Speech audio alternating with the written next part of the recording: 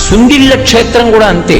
నరసింహస్వామి, యోగ నరసింహస్వామి అసలు ఆ క్షేత్రానికి బయలుదేరితే బాహ్యాంతర శౌచములు లేకపోతే అసలు ఆ ఊరికి వెళ్ళనివ్వడు. దారి తప్పిపోతుంది కారు, ఇంకో వైపుకి వెళ్ళిపోతుంది. ఆ ఊళ్ళో ఉన్న వాళ్ళు కూడా తీసుకెళ్లలేరు. నాతో స్వయంగా అక్కడ వేద పండితులు చెప్పారు, ఆ ఊరు వెళ్ళలేము, దారి మర్చిపోయి ఎటో వెళ్ళిపోతుంది కారు. ఒకవేళ వెళ్ళినా ఆ దేవాలయం రాజద్వారం దాటి అడుగు లోపలికి పెట్టలేరుట, స్పృహ తప్పి పడిపోతారు. ఆయన అనుగ్రహము ఉంటేనే లోపలికి వెళ్ళడం. నేను ఆ క్షేత్రానికి వెడతాను అని అడిగినప్పుడు కూడా నన్ను తీసుకెళ్లినటువంటి వేద పండితుడు ఏం చెప్పారంటే, అయ్యా ఇక పూర్వం ఒకసారి నేను ఒకళ్ళని తీసుకెళ్లబోయి దారి తప్పిపోయాను, నాకే గుర్తులేదు ఆ ఊరేమిటో. ఆ ఊరికి ఆ ప్రభావం ఉందండి.